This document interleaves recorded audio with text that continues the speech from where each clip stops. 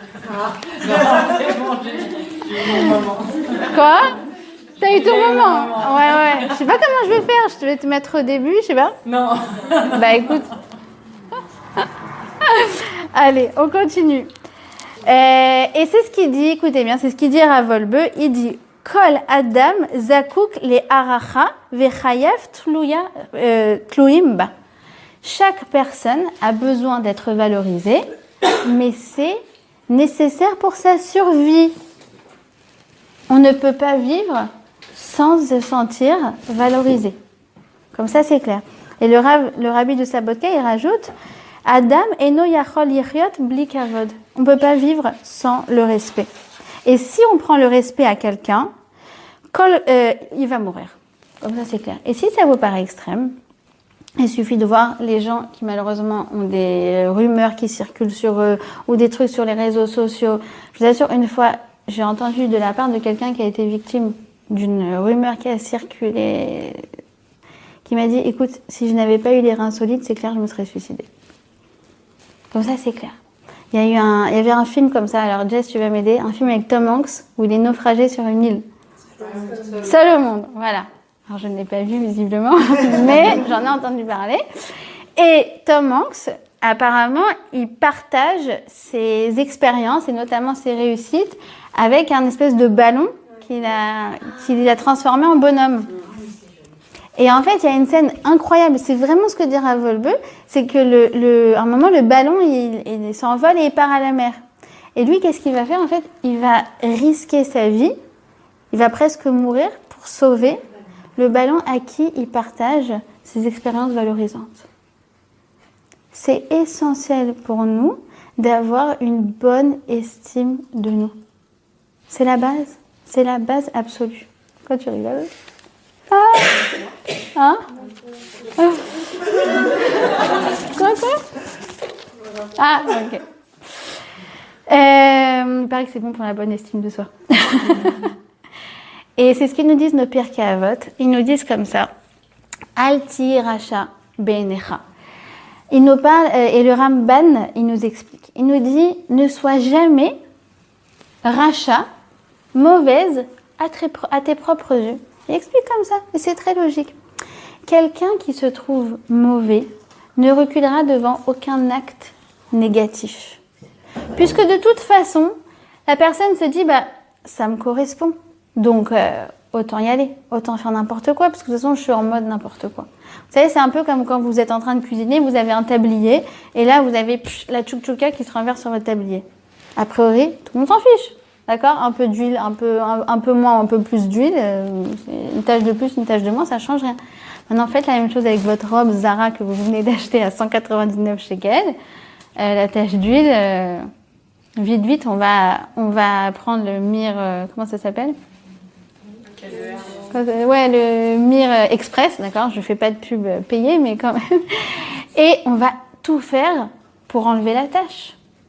En fait, quelqu'un qui aurait une mauvaise image de soi-même, finalement, c'est une descente aux enfers assurée. En fait, ce qui vient nous protéger en permanence, ce qui vient nous garder, c'est notre bonne estime de nous-mêmes. C'est en fait notre protection personnelle. Ok? Ça veut dire quoi? Ça veut dire qu'au fur et à mesure de ma vie, au fur et à mesure de mes expériences, je vais essayer de repérer les expériences qui me sont valorisantes, de les capitaliser, c'est ce qu'on va essayer de voir ensemble. Et c'est ça qui va en permanence me rehausser l'image de moi-même. En revanche, quelqu'un qui dirait, de toute façon, moi, je vaux rien, et de toute façon, laisse tomber, je suis nulle, et de toute façon, laisse tomber, moi, je comprends rien, et de toute façon, moi, je suis mauvaise, et de toute façon, moi, j'entends tout le temps ça. Non, de toute façon, moi, je suis pas religieuse. Je m'en fiche. D'accord, mais sois honnête. Non, puisque je me suis mise moi-même dans une mauvaise image, je m'empêche de me donner le mérite de progresser. Et donc, en fait, les gens qui sont comme ça, dans quoi ils se retrouvent? Dans un cercle vicieux. D'accord? C'est une très bonne nouvelle. Pourquoi? Parce que si on arrive à être dans la dynamique inverse, on va se retrouver dans un cercle vertueux. Et c'est ce qu'on va essayer de faire ensemble. Ok? Alors, d'abord, la première chose, c'est de comprendre que si je vais faire en sorte d'avoir une bonne image de moi-même, est-ce que ça veut dire que je vais forcément devoir occulter mes défauts, mes imperfections, mes mauvais comportements, mes exagérations, mes débordements? Question, c'est pas une question piège. Hein.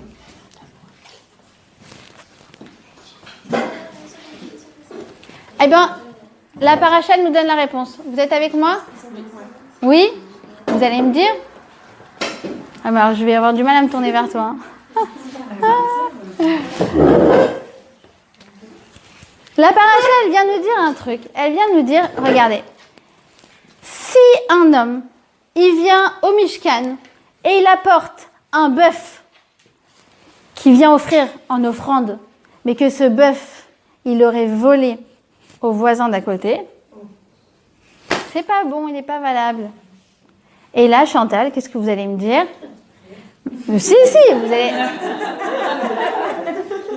vous allez me dire, c'est évident. Qui est la personne bête qui va venir voler le bœuf du voisin et dire comme ça, Hachem, il va être content? Ça n'a aucun sens. Et pourtant, la Torah, elle vient, elle me le précise. Pourquoi c'est comme ça? Parce que parfois, on a du mal à assumer nos mauvais comportements. Et donc, en fait, on va se trouver tout un tas de justifications pour dire qu'en fait, dans ce cas-là, c'est permis. Et j'en profite pour parler de cette semaine. Vous savez, il y a la semaine du travail cachère. Vous avez entendu parler? Ouais. Donc, il y a des conférences, des cours partout dans le monde. En Israël, en France, il y a peut-être une quarantaine de conférences. Il y en a dans votre shul, ouais. Voilà. Oui, il y avait ce Shabbat, voilà. Parce que, visiblement, il y a beaucoup de gens, de co-religionnaires qui travaillent dans des jobs qui ne sont pas forcément honnêtes. D'accord? Alors, merci mon Dieu, dans mon entourage, je n'en connais aucun. C'est pour ça que je suis vraiment tombée de nu quand Jérémy Béribil a dit à mon mari qu'il va faire une semaine du travail cachère. Je dis, mais qui ça concerne? Beaucoup plus de monde que je ne croyais. Et vraiment, quand je vous dis que je ne connais personne dans mon entourage qui travaille dans des jobs malhonnêtes, je suis sérieuse. Une seule fois dans ma vie, je parlais avec une fille et je lui demandais qu'est-ce qu'elle faisait dans la vie. Elle m'a dit, je travaille avec mon mari qui a une boîte de Forex. Et j'ai tourné mes pas et je suis partie. Le Forex, c'est de l'arnaque. Mais bon, je crois que ça n'existe plus trop maintenant. Non? Mais bon, il y a toujours des nouvelles inventions. D'accord? En fait, elle nous parle de quoi, la paracha? Elle nous parlerait de quelqu'un qui va... Et les gens, ils se trouvent des justifications, mais incroyablissimes. Non, mais de toute façon, pendant la Seconde Guerre mondiale, ils ont bien volé de l'argent. Mais d'accord, quel rapport? En plus, t'es séfarade, qu'est-ce que tu me parles de... Et c'est des petits-fils de collabos. Mais ça va pas. Non, mais t'es malade. Il se trouve des tas de justifications. Ok? Et en fait, c'est quoi le problème? C'est que il y a des gens, pour se cachériser, qu'est-ce qu'ils font? Ils arrivent à la synagogue et ils font « Je fais un don !» Mais on ne peut pas cachériser du porc.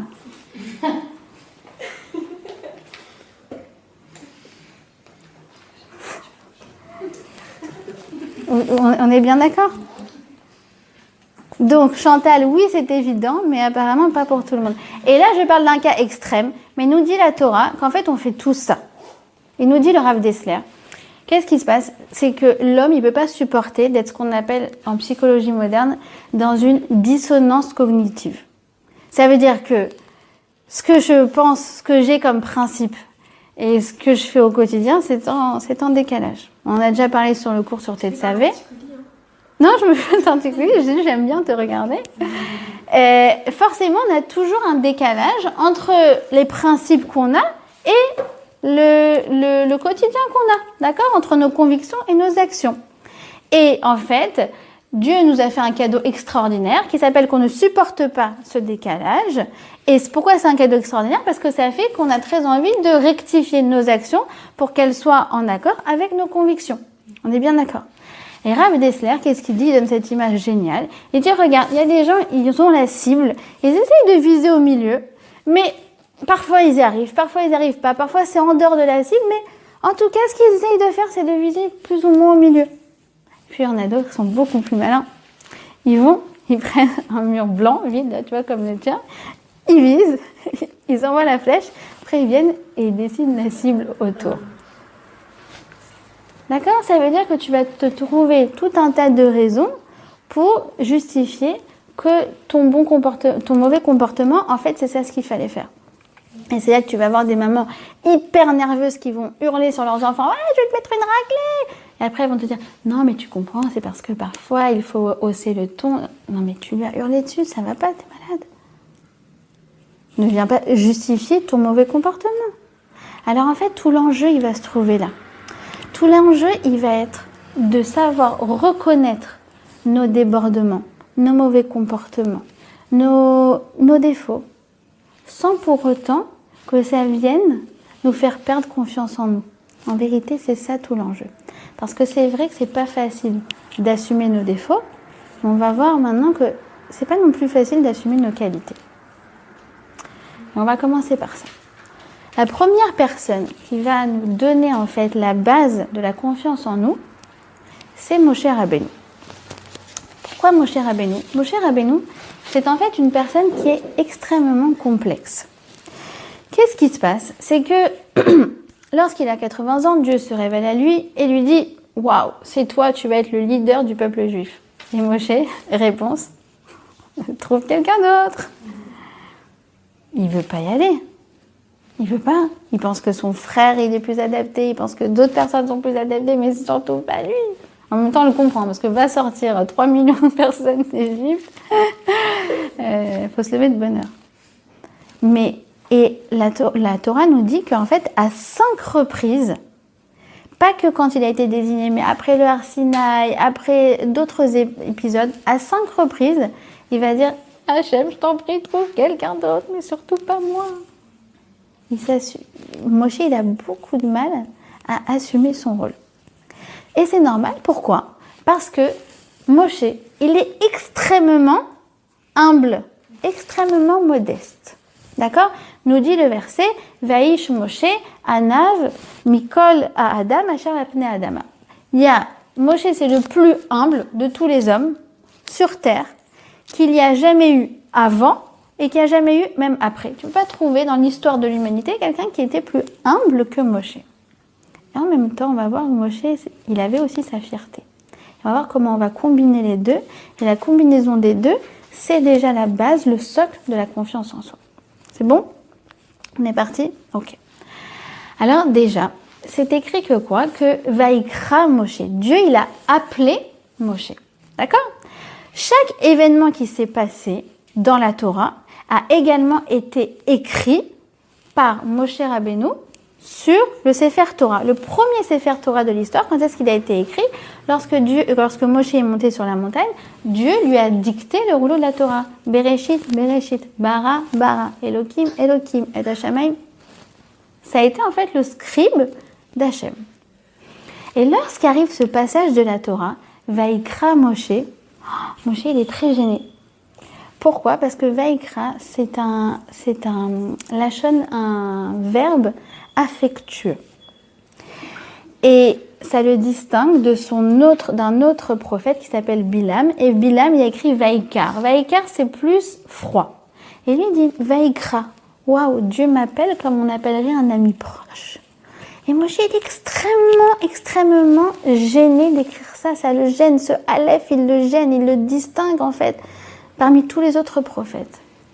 Alors, qu'est-ce qu'il fait, Moshe? Il écrit, vous connaissez sûrement ça, le Aleph en tout petit. Vous trouverez dans tous les Sefer Torah du monde entier, que vous soyez en Asie, aux États-Unis, en Israël, n'importe où, dans tous les Sefer Torah, Ashkenaz, Séfarad, sans aucune exception, le Aleph, il est tout petit. D'accord? Sauf que quoi? Sauf que lorsque Moshe, en fait, il a tout écrit, il avait exactement l'encre nécessaire pour pouvoir écrire tout le rouleau de la Torah. Pas une goutte de plus. Et du fait que le Aleph était petit, il restait une goutte. Ce que nous raconte le Midrash, c'est que Moshe, il l'a mis par inadvertance sur son front. Et lorsqu'il est redescendu, tout le monde lui a dit « Waouh Moshe, mais tu es très lumineux, on ne peut même pas te regarder. » cette encre divine, en fait, elle était tellement resplendissante qu'on ne pouvait pas regarder Moshe, un peu comme aujourd'hui, on ne peut pas regarder le soleil. Et donc, à partir de ce moment-là, de ce Vaïkra, alors Moshe va être obligé de mettre en permanence un voile sur lui pour pouvoir s'adresser au peuple juif. Et c'est de là d'ailleurs que vient la tradition du voile de la mariée. Oui, parce qu'en fait, ce qu'on explique, c'est que la mariée sous la choupa, elle émane d'elle une lumière resplendissante, telle celle de Moshe Rabbeinu. Et tout comme Moshe Rabbeinu avait besoin d'un voile, oh, je suis obligée de penser à ton mariage quand je dis ça. Tout comme Moshe Rabbeinu, il avait un voile lorsqu'il s'adressait au peuple juif, alors à ce moment-là, la Kala, elle va porter également un voile au moment de sa choupa. De là, on apprend quoi? Qu'est-ce qu'il vient nous dire ce Midrash? Il vient nous dire une chose. Sache que quand tu es modeste, tu vas être aimé. Va jaillir de toi une lumière qui te dépasse. C'est la lumière de ce qu'on appelle le chen, la grâce. Quelque chose que tu ne peux même pas expliquer. C'est comme quand tu rencontres quelqu'un et tu dis, alors, je l'adore. Tu dis, mais alors raconte comment elle est. Ben, je sais pas, je l'adore. Je sais pas comment t'expliquer. Ou comme quand tu rencontres un garçon et il n'est pas très bavard, il est un petit peu timide, il s'exprime brièvement et tu dis, c'est marrant, il m'intrigue ce garçon, il y a quelque chose de mystérieux. Puis tu le vois une deuxième fois et puis il s'ouvre un petit peu plus. Et la troisième fois également. Et en fait, tu te rends compte que quoi? Ben, c'est quelqu'un de humble. C'est devenu très rare dans notre génération. Et que c'est juste la première fois quand tu lui as posé la question et qu'il a dit je sais pas, c'est parce que vraiment il savait pas. C'est pas comme les gens qui ont soi-disant réponse à toutes les questions parce qu'ils savent tout sur tout. C'est pas Wikipédia. C'est extraordinaire. Le chen, écoutez bien, c'est le contraire de la séduction. La séduction, c'est quelqu'un qui vient et qui parle fort et qui sait tout sur tout et qui s'exprime à haute voix et qui se met en avant. Mais à la fin, qu'est-ce qui se passe avec ce genre de personne? Je ne peux plus le supporter. Et le chen, c'est quoi? C'est ce qui vient en fait émaner de la modestie. On s'attache énormément aux gens qui sont humbles et on va définir justement c'est quoi la véritable humilité. Ok? Et donc, ne pas avoir d'ego, c'est quelque chose de positif dans la vie, c'est ce qu'on vient de comprendre. Et c'est la dimension de Moshe. Mais il ne faut pas croire que Moshe n'était pas en même temps quelqu'un d'extrêmement fier. En vérité, humilité et fierté ne sont pas du tout des notions antinomiques. Au contraire, humilité et fierté sont deux notions qui ne peuvent que aller ensemble. D'ailleurs, vous remarquerez que les gens qui se mettent en avant sont en fait des gens qui n'ont pas confiance en eux. 100% des cas. Comment ça marche? D'abord, Moshe, il était fier. Comment je sais que Moshe, il était fier et qu'il connaissait sa valeur? Un peu plus tard dans la Torah, va se passer un épisode où Dieu va sélectionner deux personnes spéciales parmi le peuple juif. Et comment ça va s'exprimer? Il va dire Bekrovai et Kadesh. Par ces deux personnes, je vais me sanctifier. La veille de cet événement, qui ça sera Nadav et Avihu. C'est la paracha dans 2 semaines.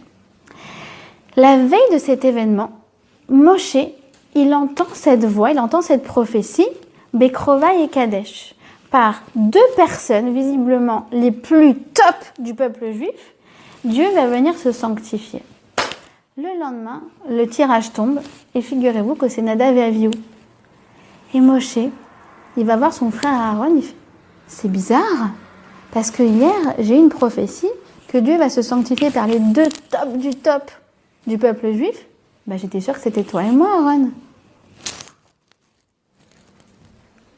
Donc, Moshe, il a très bien conscience de sa valeur. Et d'ailleurs, vous entendez Bekrovai et Kadesh. Krovai, mes proches. Korbanot, proches. Krav, exactement ce qu'on est en train d'étudier ce soir. Kouf, Resh et Vav. Alors de quoi on parle? Le Rav Pinkus, il explique comme ça. Il dit, je t'explique. En fait, c'est très compatible, l'humilité et la fierté. Comment ça marche? Moshe Rabbeinu, sachez-le, c'était vraiment le top du top. Apparemment, il avait toutes les qualités du monde. Il était beau comme Jess, aide-moi. Ryan Gosling. Moi, je suis à l'ancienne toujours. J'allais sortir George Clooney. C'est encore à la mode, non, George Clooney? Oui? Je le vois sur les pubs d'Espresso, non? C'est fini? Donc, il était beau comme Ryan Gosling. Il était intelligent comme Einstein. Il était riche comme Bill Gates. Bill Gates, oui. Je sais plus. Faut que je revoie mes notes avant de partir. Il était le top du top du top du top. Et nous dit le Rav Pinkus. Tu sais comment il se considérait, Moshe? En fait, il se considérait tout simplement comme un miroir qui reflétait les bonnes midotes que Hachem avait mis en lui. Je m'explique. Imagine que tu mets Ryan Gosling devant un miroir. Que devient le miroir? Le portrait de Ryan Gosling. Est-ce que le miroir se dit maintenant je suis une bombe atomique? Non. Si je suis un miroir, je ne fais que refléter la bombe. C'est ça, c'est une bombe atomique. On est bon? Oui. Je ne fais que refléter le beau gosse qui se trouve en face de moi. Donc, je ne vais pas m'enorgueillir. Mais là, à l'instant T, c'est vrai que ce que je reflète est quelque chose de magnifique. Vous comprenez maintenant, Moshe, dans quelle démarche il se trouve? Il se dit, Moshe, mais c'est génial, j'ai plein de qualités. Je sais faire des maths, je sais faire de la couture, je sais faire de la cuisine, je sais faire de l'art, je sais faire des PowerPoint, je sais faire des Excel, je sais faire plein de trucs. Mais au final, qui les a mis en moi? C'est Akadosh Baruch Hu. Donc, de quoi je vais m'enorgueillir? C'est sûr, je suis le top du top. Mais dans le fond, je ne suis qu'un reflet. Vous comprenez maintenant comment fierté, avoir conscience qu'on est le top du top, et humilité absolue, ça va de pair? On est bien d'accord? Oui? Je ne vais pas m'enorgueillir. C'est comme si quelqu'un qui s'enorgueillit de ses qualités naturelles, d'accord? Après, on va parler des qualités acquises, mais de ses qualités naturelles netto, c'est comme si quelqu'un, tu lui donnes l'argent en héritage, d'accord? Et tous les jours, il ouvre la fenêtre et il dit, regardez comment je suis riche! Je dis, mais idiot, va! On t'a pas donné de l'argent pour que tu te pavanes, on t'a donné de l'argent pour que tu t'ailles l'investir. Sors et va travailler. Arrête de te pavaner. Oui, c'est exactement le même principe. Une fois que moi, je constate que j'ai des bonnes minutes à l'intérieur de moi, il faut que je les investisse. Il faut que je les investisse dans ce monde. Il faut que j'en fasse quelque chose. Et oui, j'ai forcément des qualités. Parce que je connais le truc. On a fait des fois des expériences comme ça et soit moi, soit quelqu'un disait aux filles, maintenant écrivez vos qualités. Et alors là, moment de solitude extrême. Tu vois tout le monde avec sa feuille et son stylo, et genre des sueurs froides comme ça. Alors moi, je l'ai fait une fois, il y a très longtemps, et je me rappelle, j'avais écrit 3 mots. C'était sympa, gentil et un peu drôle. Et genre après 1 heure de sueur froide, quoi. Et un jour, j'ai entendu un midrash qui m'a fait tellement de bien, tellement de bien. Nous dit que Adam Arishon, vous savez que Adam Arishon, il a marié Akadosh Baruch Hu, il a marié Adam et Chava. D'accord? Il a été wedding planner, il a été orchestre, il a été comment on appelle ça, garçon d'honneur, il a tout fait. Et il a même été coiffeur maquilleur de Madame Chava. D'accord? Quand je parle de midrash, il faut comprendre les midrash, c'est toujours à prendre au sens allégorique. Hein, d'accord? Mais le midrash, il vient toujours nous donner un message. Et nous dit le midrash, sache que Hachem a mis sur Chava 24 bijoux, 24 parures. D'accord? 24 carats chacune, la classe. Qu'est-ce qu'il vient me dire ce midrash? Il vient nous dire que quoi? Que Hachem, il a doté Chava, Ève, de 24 belles midotes qui la rendent belle au quotidien.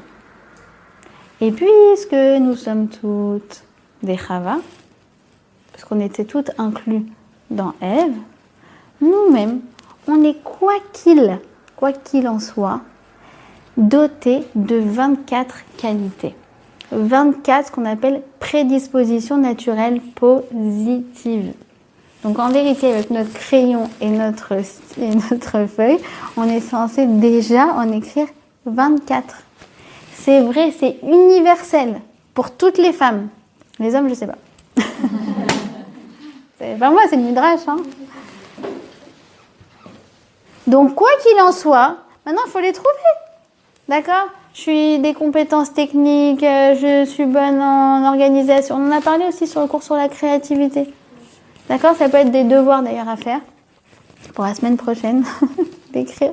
Je sais pas, si on en a 24, on peut en écrire au moins 10. Ouais, tu te sens capable ? Oui, tu te sens capable ? Surfroide. Après, vous n'êtes pas obligé de montrer le papier à tout le monde. Vous pouvez le garder pour vous. D'accord ? Donc, je constate et j'exploite. D'accord ? C'est aussi ce que nous dit la chassidoute. Moi, c'est quelque chose qui m'a beaucoup rassurée quand j'ai commencé à enseigner parce que je n'avais pas du tout confiance en moi pour faire des cours.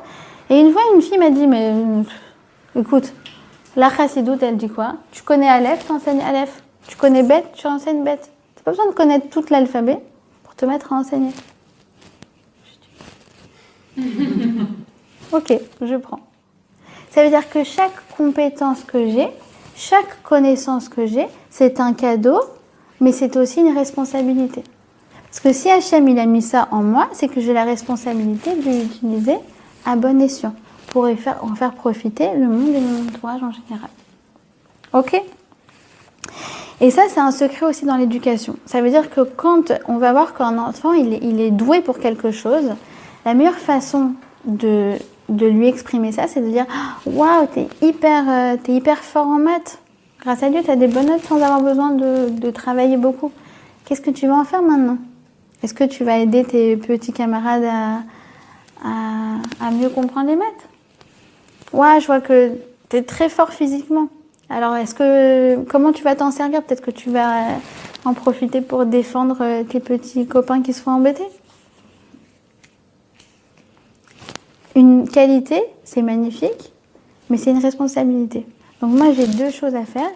Je constate et j'exploite. Ok ? Donc la première chose, avant tout, c'est ce qui nous dit le Rav Wolbe. Avant de parler de défauts et de corrections et de qu'est-ce que j'ai amélioré chez moi, avant tout, tu dois connaître tes qualités. Et dire Rav Wolbe, sinon, c'est comme un chayal qui va au front et il ne sait pas quelle arme il a sur lui. Il a toutes les chances de se faire dégommer. D'accord ? Ou c'est comme un élève qui va en contrôle de maths et il rend copie blanche. Et la prof lui dit pourquoi ? Elle dit parce que j'ai pas ouvert ma trousse. Je savais pas que j'avais des stylos dans ma trousse. Si tu sais pas que tu as des stylos dans ta trousse, c'est sûr qu'à la fin tu vas rendre copie blanche. Donc déjà, connaître quels sont nos outils. Et nos meilleurs outils dans la vie, c'est nos qualités. Ok ? Et Hachem, il a appelé Moshe par son prénom. C'est quoi le prénom d'une personne ? Le prénom d'une personne, ça vient toujours refléter quoi ? Son naissance. Son naissance, son projet d'existence. En fait, lorsque nos parents nous ont donné un prénom, sachez que nos parents ont, quoi qu'il en soit, une prophétie. Même s'ils sont pas du tout, ils pensaient à autre chose, même si ils se sont trompés, je sais pas si c'est déjà arrivé, même s'ils ont l'impression d'avoir choisi le prénom pour des raisons superficielles, ils ne se trompent jamais. C'est pour ça qu'on change jamais un prénom d'ailleurs. Pour changer un prénom, c'est une histoire pas possible, il faut réunir un minyan, des dayanes, c'est quasiment impossible. Parce qu'on part du principe que les parents, en fait, ils ont une prophétie et qu'ils savaient quel allait être le projet de l'enfant sur Terre. Donc, en fait, lorsque Dieu, il appelle Moshe par son prénom, qu'est-ce qu'il vient faire ? Il vient lui poser la question, Moshe, est-ce que tu es en train de réaliser ta mission sur Terre ? Et nous dit nos Midrash que quand, en fait, Hachem, il a appelé, eh bien, la voix a retenti dans tout le camp, mais que seul Moshe l'a entendu, seul Moshe a prêté l'oreille. Et de là, on apprendrait que quoi ? Que si les autres ils s'étaient concentrés, peut-être qu'eux aussi auraient entendu l'appel. Et ça veut dire quoi ? Ça veut dire que pour nous aussi, c'est pareil. Ça veut dire que la vie, en fait, elle nous appelle à devenir nous-mêmes.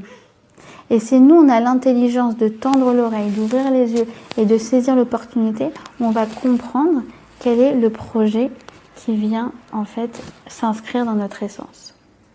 D'accord? Donc en fait, Akadosh Baruch Hu, il nous appelle chaque matin. Chaque matin, il nous appelle, il nous dit Estelle, sois Estelle aujourd'hui. N'oublie pas d'être Estelle.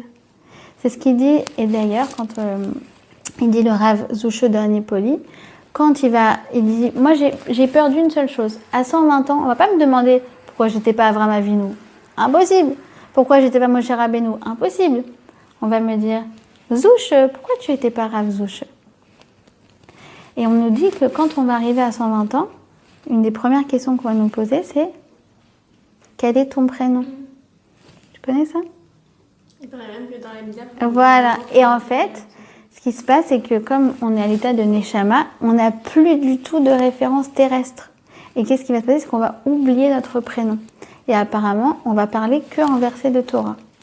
Et donc, c'est la raison pour laquelle, quand on fait l'Amida, comme elle dit Caro, il y a un moment où il y a marqué « insérer un verset » qui commence par la première lettre de votre prénom et qui termine par la dernière lettre de votre prénom. Ouais, vous voyez c'est quoi? C'est parce qu'en fait, ce verset, on doit se le rappeler tous les jours parce que quand on va arriver à 120 ans, on va nous demander notre prénom. La seule chose qu'on saura répondre, c'est ce verset-là. Je sens que je vous ai perdu là. À quel moment qu'est-ce que c'est? Et donc, en fait, il faut comprendre que par mes midotes, j'ai une mission qui est unique sur Terre. C'est ça, en fait, le prénom d'une personne et le projet d'une personne. Et c'est essentiel à savoir. Pourquoi? Parce que quelqu'un qui n'a pas conscience de quel est son projet, de quelqu'un qui n'a pas conscience quelle est sa valeur, c'est quelqu'un, tu vas lui dire, par exemple, s'il te plaît, va l'aider. Ah, mais moi, je sais pas faire. S'il te plaît, va prendre la parole. Mais moi, je sais pas parler. Mais on compte sur toi. En fait, vous connaissez, c'est qui bientôt qui a un anniversaire, là? Il n'y a pas bientôt un anniversaire? De quelqu'un? Je sais pas, de vous? Qui a prochainement un anniversaire? Même dans 2 mois, 3 mois? Alors, 24 mai. Il y a qui avant? C'est qui la première? Moi, 23 mars, 4 mai. C'est toi? Quoi? Quand? 23 mars. Alors, 23 mars, Ève. Qu'est-ce que tu vas fêter le 23 mars? Ah bon? C'est pour rire en plus? Alors, qu'est-ce que tu vas fêter? Vous connaissez sûrement ça. Oui, de Rabbi Nachman. Qu'est-ce qu'elle va fêter ce jour-là? Le jour où Hachem a décidé que le monde ne pouvait pas tourner sans toi. Classe! Ève, si tu as été envoyée sur Terre, c'est que le monde ne peut pas fonctionner sans toi. C'est ça que tu vas fêter le 23 mars. Donc, ne bois pas trop de vin pour te souvenir ce que tu dois fêter, d'accord? Ça veut dire quoi? Oui, le monde, il a besoin de moi. Maintenant, je vous donne une image. Comment ça marche? Imaginez que vous avez un système très imbriqué, très complexe, d'accord? Qui fonctionnerait parfaitement si chaque rouage... D'accord? Maintenant, dans ce système, il y a des petits rouages, des grands rouages, ceux qui sont au fond, ceux qui sont derrière, ceux qui sont devant. Et nous, on est un rouage. Alors, si toi, tu te dis « Ah non, mais moi, je suis pas comme la rabbinite truc. Ah non, mais moi, je suis pas comme ma sœur. Mais non, moi, je suis pas comme elle. Mais moi, je suis pas comme... » Parce que nous, on adore se trouver des complexes et se comparer et avoir un sentiment d'infériorité. C'est normal, c'est welcome au club. Et bien, qu'est-ce qu'on se dit? On se dit « Non, mais moi, laisse tomber. Non, je vais pas faire. » Et qu'est-ce qui se passe? Tu bloques tout le système. On t'a pas demandé d'être une bonne roue. On t'a pas demandé d'être une grande roue. On t'a pas demandé d'être une roue qui est devant. On t'a demandé d'être une roue. On t'a demandé de rouler ta bosse. On t'a demandé de t'assumer, de faire ce que tu as à faire en fonction des qualités que tu as. Et grâce à toi, tout le système, en fait, il va fonctionner. Donc, de ne pas s'assumer, comme, entre guillemets, Moshe Rabbeinu, un petit peu, c'est ça qui, à un moment, qui le freine, ne pas s'assumer, c'est s'opposer au projet divin par lequel tes qualités vont passer. Ok? Donc on est obligé, les filles, de s'assumer, de se trouver génial et d'assumer notre génialité. C'est classe quand même. Oui? Ok. Maintenant, comment on va faire?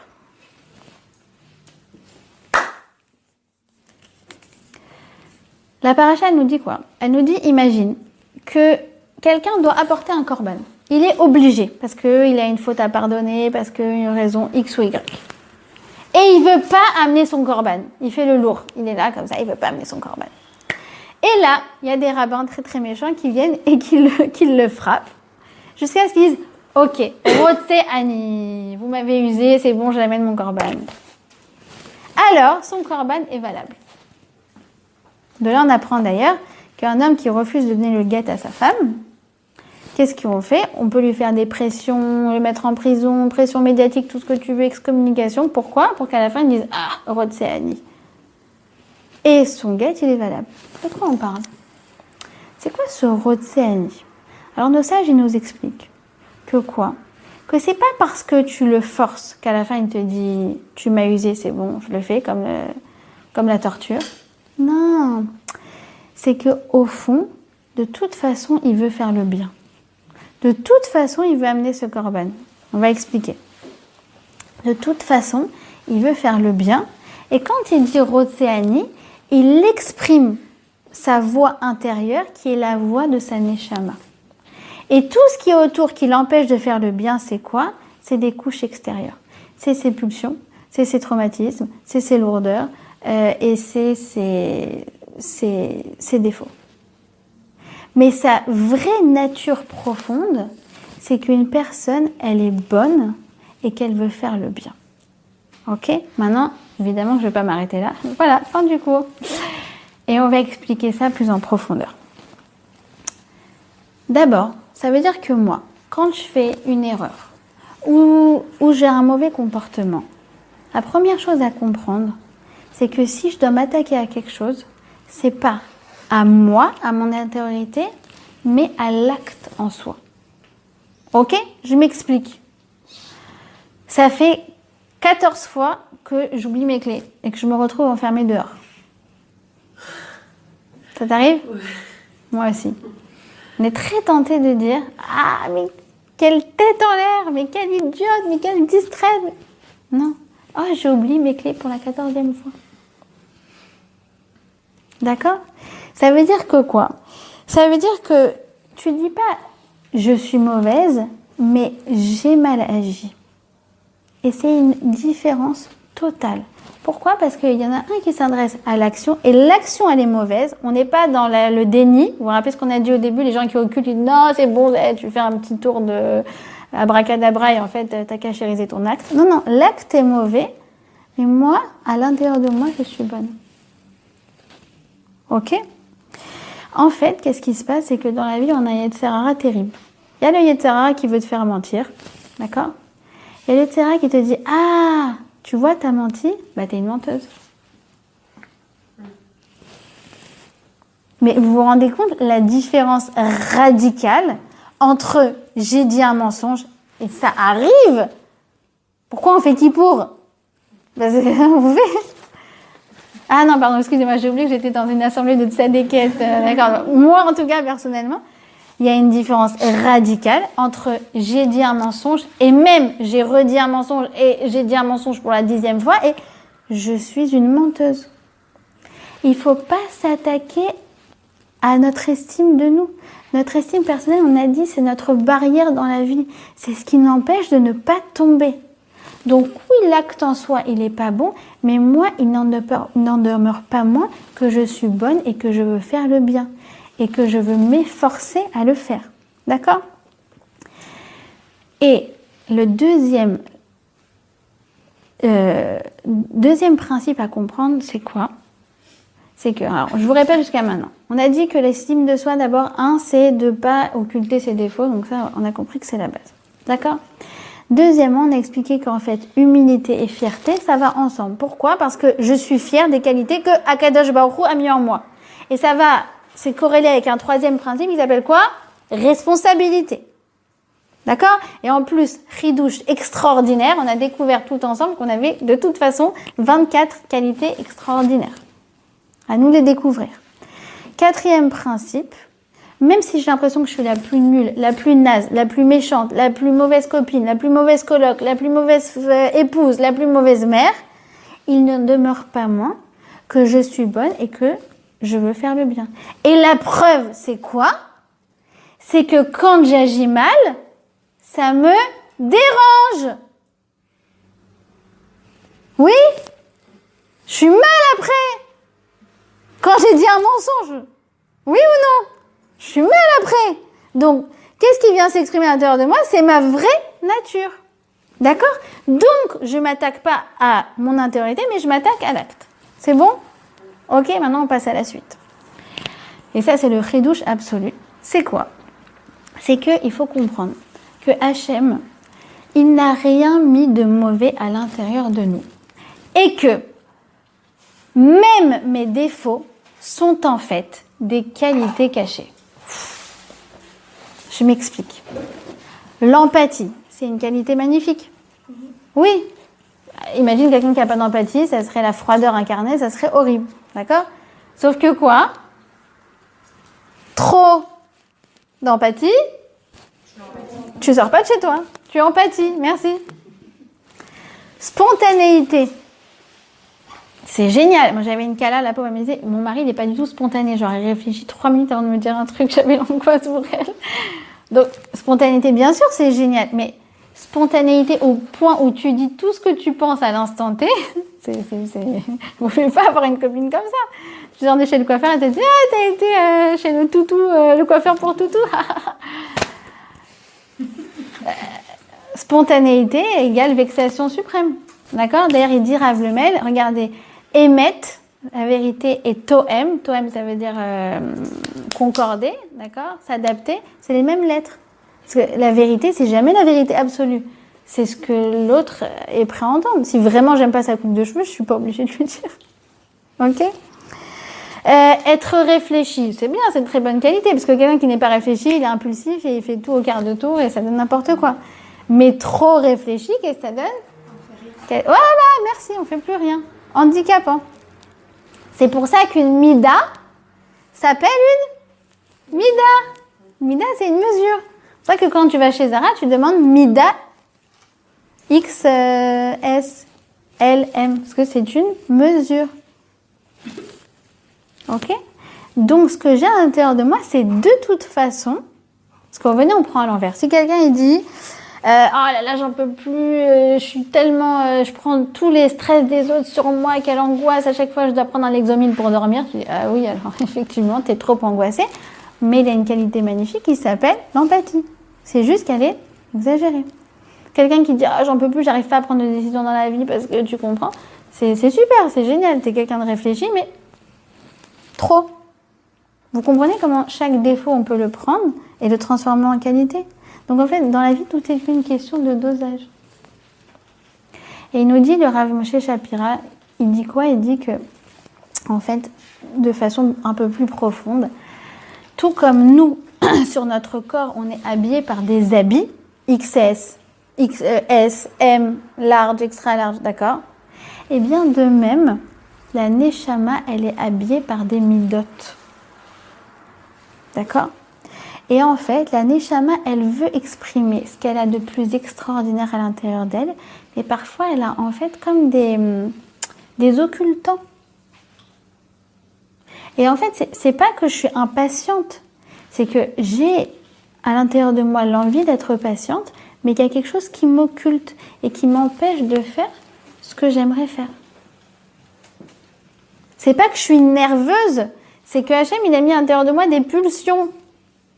Mais ces pulsions sont des occultants à mes véritables natures, qui est en fait la volonté d'être douce. J'aimerais tellement être douce avec mes enfants.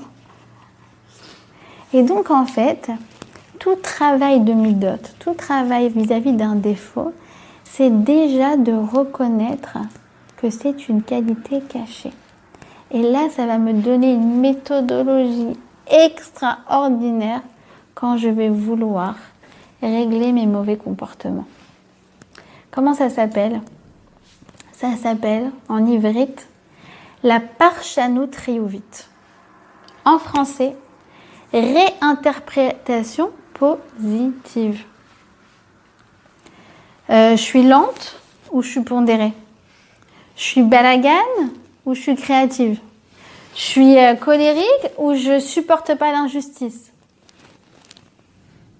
En fait, qu'est-ce qui se passe? C'est que nous, surtout là dernièrement dans notre génération, on a tendance, quand on voit un défaut, à psychoter en mode psychanalyse et à retourner dans des trucs genre, c'est parce que quand j'étais petite, ma mère à 2 ans, elle m'a fait un traumatisme et après la maîtresse, elle m'a mis au coin et tout le monde s'est moqué de moi et j'ai été humiliée et depuis ce jour-là, je n'arrive pas à m'en... Attaque-toi à l'acte. Pas toute l'histoire et l'historique qui se cache derrière ça, ça ne mène nulle part. Et si tu veux rectifier l'acte, nous dit le Rav Salanter, c'est par des petits exercices au quotidien. Une mida, on a dit, c'est comme une mesure. Et de la même façon, un muscle, vous savez, un muscle n'a pas une mesure fixe. Il peut s'atrophier, tout comme il peut se renforcer. Tout dépend de quoi? De si je fais de l'exercice ou pas. Donc, je veux travailler sur ma générosité. À moi de m'entraîner quotidiennement à faire quoi? Non pas ça, mais ça. D'accord? C'est pour ça que la Torah nous dit, quoi qu'il en soit, chaque jour, tu mets une petite pièce dans la boîte de tzedaka. Même 10 centimes, je m'en fiche, mais fais-le. Alors tu peux dire, écoute, viens on fait le calcul, 10 centimes fois 365 jours, ça fait combien? Combien ça fait? Aidez-moi. 36 shekels 50, c'est tout? Bon, alors on va dire, voilà, quelqu'un il a du mal à donner. C'est son don annuel, 36 shekels 50. Il dit, bah écoute, viens, on va pas faire les lourds. Chaque jour, mettre 10 centimes, ça va. Je te fais un chèque, la classe, 36 shekels 50. Allez, on a rendu à 37. Tu dis, non, je voudrais pas ça. Je veux que chaque jour, tu mettes 10 centimes. Pourquoi? Parce que ce qui compte, au final, c'est pas tellement le résultat, on s'en fiche. C'est que toi, chaque jour, tu t'es entraîné à donner. C'est comme ça qu'on rectifie un trait de caractère. C'est pas plus mystérieux que ça. Faut pas remonter à ta grand-mère. Non, moi j'ai déjà entendu ça. Non, parce que je suis un Gilgoul. Ouloulou. C'est tombé des histoires. Ok. D'ailleurs, j'ai entendu une histoire magnifique du Rav Jacobson qui, donc lui, il s'occupe d'une yeshiva d'enfants qui sont, c'est un peu des délinquants, d'accord? C'est Madame Benzaken qui a raconté ça. Si vous voulez, c'est un peu la correctionnelle, mais pour des mineurs religieux. Et donc, ils ont tous entre 15 et 18 ans et c'est très hard. Et un jour, il y en a un qui arrive, un nouveau, et il dit bonjour, Naïm Meod, bienvenue. Comment tu t'appelles? Il lui dit, je m'appelle Shimon, mais je vous préviens, je suis un menteur exacerbé. Il dit, eh ben sache une chose, que si vraiment tu étais un menteur, eh ben tu m'aurais pas dit ça. Donc, t'es pas un si gros menteur que ça. Et l'autre, choc. Alors il a beaucoup aidé en fait, et il s'est rendu compte que cette personne-là était détentrice d'une imagination florissante. Et que parfois même la réalité et l'imaginaire, ça se mélangeait un petit peu. Et en fait, il l'a poussé à écrire, et c'est devenu en fait un écrivain de romans très connu. Il n'a jamais dévoilé le nom, c'est peut-être quelqu'un qu'on lit, mais en fait, à partir de la réinterprétation positive, on va pouvoir orienter une mida de façon positive. Parce que Hachem n'a rien mis de mauvais en nous. En fait, qu'est-ce qui se passe? C'est qu'on a, comme on a dit, des midot. Un mida, c'est des dosages. Et chacune est unique, on l'a expliqué tout à l'heure. Et c'est quoi notre unicité finalement? C'est ce dosage qui est propre à chacune. En fait, chacune, c'est un cocktail personnel.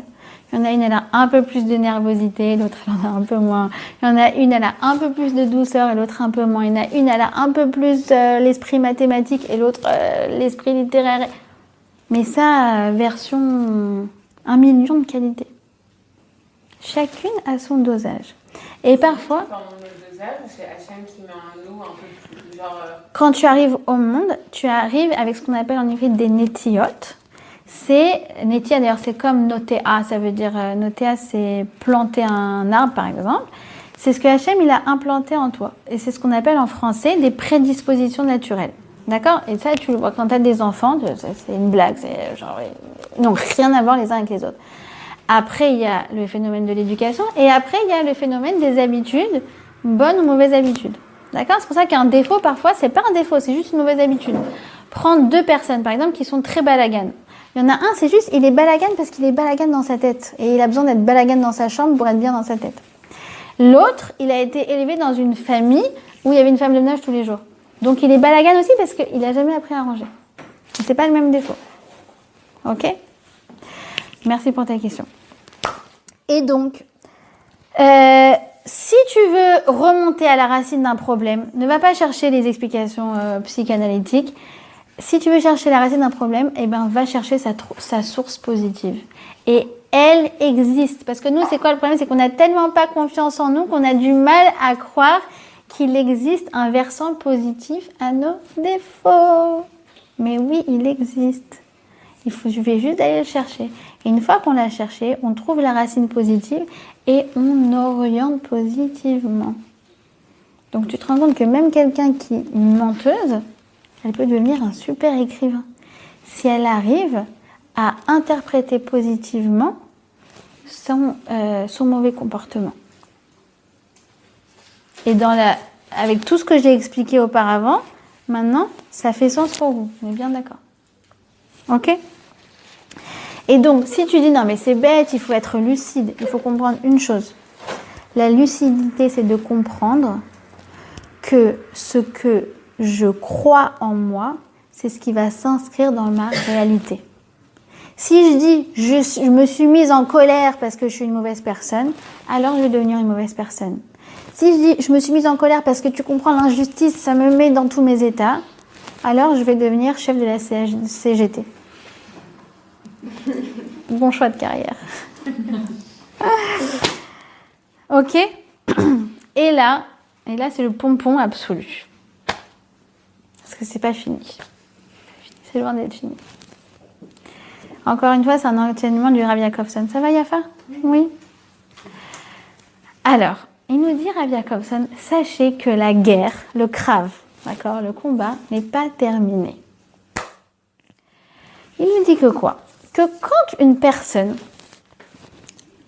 change et a un bon comportement, d'accord, s'efforce d'être une bonne personne, s'efforce de moins oublier ses clés, s'efforce de moins dire du lachon hara, s'efforce de manger cachère, c'est tous les combats qu'on a au cours de notre existence dans le quotidien, d'accord? C'est pas fini. Là va s'ouvrir deux possibilités en face de cette personne. Soit, génial, j'ai réussi, j'ai pas mal répondu quand la caissière, elle m'a parlé mal. Je suis fière de moi, je suis devenue quelqu'un de pondéré. Ou je suis en train de devenir quelqu'un de pondéré. Autre possibilité, je lui ai pas répondu, mais j'en ai marre de me laisser marcher sur les pieds. Et là, tout ce que tu as fait jusqu'à maintenant, ça se détruit petit à petit. Ouah, ouah, ouah, ouah. En fait, il y a une deuxième étape. Juste après, c'est est-ce que tu vas assumer la bonne personne que tu es ou pas. Par exemple, tu dis, imagine que, je sais pas, tes colocs, elles te disaient « Ah, c'est ton soir la vaisselle. Ah, c'est encore ton soir. » Et toi, tu dis « Allez, je sais qu'elle m'embrouille, mais c'est pas grave, je fais la vaisselle. » Et tu le fais. Ou bien tu peux dire « Ouais, je le fais, mais franchement, elles exagèrent. Et t'es comme ça avec tes assiettes et tu vas tuer tout le monde. Après, tu te lèves le matin, t'as envie de tuer tout le monde. » Et donc, ça sert à rien de laver les assiettes. Parce qu'en fait, ça fait que exciter chez toi le revers de boomerang. Il dit Rav Yaakovson s'ouvre en face deux possibilités. C'est quoi? C'est fierté ou frustration. C'est comme ça que je l'ai traduit. Sipouk ou Ahmad Saïd. Fierté ou frustration. Est-ce que vous comprenez maintenant l'utilité d'être fier? Non seulement fier de nos midotes, parce que c'est Hachem qui les a mis en nous, mais les midotes qu'on arrange au quotidien, d'accord? Ce qu'on a appelé au début du cours le défaut, mais vous avez compris que les défauts ne sont pas des défauts. Les midotes que je crée à l'intérieur de moi, ma construction personnelle, je dois en être fière. Je dois l'assumer, je dois être contente de moi. Parce que si je ne suis pas contente de moi, ça va se détruire aussi vite que c'est arrivé. C'est extraordinaire comme principe. C'est pour ça que dans la Hamida, le soir, quand on fait la Tfilat Arvit, qu'est-ce qu'on va dire? Protège-nous du Mea Satan, mais les fanez-nous ou Mea Chorenu. C'est quoi le Satan qui est devant nous et qui est derrière nous? Il y en a un qui te dit, allez, vas-y, faute, réponds-lui mal, venge-toi, dis-lui la shonara. Hein? Et c'est quoi celui qui est Mea Chorenu? C'est celui qui va te dire, ah, t'as pas dit la shonara? Bah, tu regrettes maintenant. Hein? Après tout ce qu'elle t'a fait, tu aurais pu lui remettre un truc et t'as rien dit. Donc en fait, on n'a rien gagné. Est-ce qu'on va rendre compte qu'on est en train de découvrir quand même? On est en train de découvrir que quoi qu'il en soit, on est perdante. Parce que soit on ment et après on dit, bah tu vois, t'es une menteuse. Soit tu mens pas et après tu dis, bah voilà, je suis une pigeonne. Vous vous rendez compte à quel point on ne s'aime pas? Oui? Il faut être fier de nous. Donc, j'ai menti, j'ai dit un mensonge, ça arrive, mais c'est pas ce que je veux, c'est pas l'idéal, j'aimerais m'améliorer. Oui? Deuxième possibilité, je n'ai pas menti, je suis fière de moi. Je vais l'écrire sur Facebook. Aujourd'hui, j'ai failli mentir et je ne l'ai pas fait. Ben non, on fait pas ça. Sur Facebook, on met que des trucs débiles. En vérité, c'est ça les vraies victoires. Mais imaginez qu'il y avait un Facebook dans les cieux avec les anges qui écrivent des trucs, c'est ça qu'ils écriraient. Attends, on tient peut-être quelque chose là. Ah ouais, on va inventer un nouvel concept. Ouais, yeah. Non mais vous vous rendez compte, dans le Facebook des anges, il y a écrit Caro a failli dire du lachonara sur Jess et elle ne l'a pas fait. Tu te rends compte comme tu peux être fière? Pas les matières, hein? Voilà.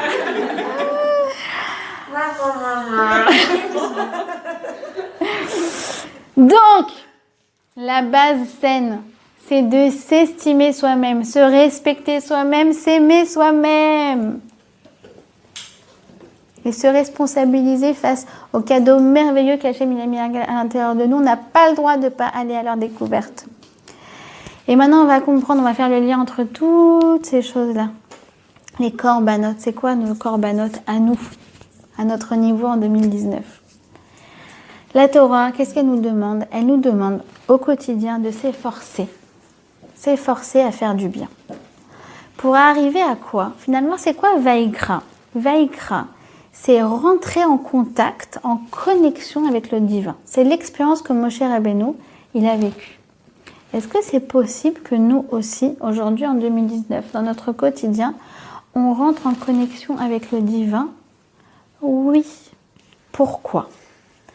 Parce que, en fait, lorsque je vais à la découverte de mes bonnes midotes, lorsque je vais à la rencontre de ma neshama qui est occultée par tellement de clipotes, tellement de couches extérieures, tellement de noirceur, et que je viens, que je décrase tout ça et que je vais à la rencontre de ma neshama, qu'est-ce qui se passe? C'est que je découvre non seulement les midotes que Hachem il a mis à l'intérieur de moi, mais nous dit le Ramban, je découvre les midotes de Hachem lui-même. Parce que tout comme moi, j'ai de l'empathie, Hachem a de l'empathie. Tout comme moi, j'aime faire du chesed et faire plaisir à mes colocs, Hachem, il est chesed. Tout comme moi, j'aime et je m'efforce de dire la vérité, Hachem, il est émet. C'est ça, en fait. Quand je vais à la rencontre de ma neshama, et c'est ce qu'on essaye de faire dans notre quotidien, je vais à la rencontre de la parcelle divine qui se trouve à l'intérieur de moi. Je me connecte avec la partie d'Hachem qui se trouve à l'intérieur de moi. Et ça, c'est vrai chez nous-mêmes. On peut même faire l'expérience chez des gens qui développent aussi des bonnes midotes. Celles qui étaient la semaine dernière à la Seudat Aminim, elles ont fait connaissance avec la fiancée de Binyamin Ben Sarah. Donc, Binyamin Ben Sarah, c'est quelqu'un extraordinaire qui, du jour au lendemain, a découvert une maladie. Bezrat Hashem, il va s'en sortir et il doit se marier dans 2 semaines. Et tu les vois, l'un comme l'autre, le sourire tout le temps. ça va aller, ils sont positifs, ils sont doux, jamais un mot négatif. À chaque fois, elle me dit, mais quelle chance on a d'être entouré par tellement de bons médecins, mais quelle chance j'ai. Alors, Mélanie, qui l'a découvert la semaine dernière, parce que ça fait plusieurs semaines que j'en parle, elle m'a dit, bon, c'est vrai que tu en as parlé, mais quand tu la rencontres, là, tu comprends de quelle tzadékette il s'agit. Et on est entouré de tzadikim et de tzadékettes. Donc, quand je vais à la rencontre de ces personnes qui développent des bonnes méthodes, tu as l'impression d'être vraiment en connexion avec Dieu. La partie de Dieu qui se trouve à l'intérieur de eux. Comme il dit le Balatania, c'est quoi la Neshama? Chelek Elokam Imal Mamash. C'est quoi? C'est un bout d'Akadosh Baruch Hu qu'on a mis dans un corps qui est fini.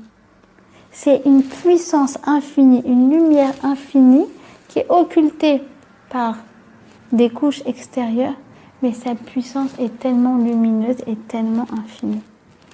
C'est ça en fait, rentrer en connexion avec le divin.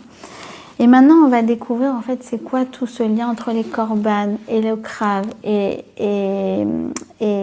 on a dit quoi? Et karov.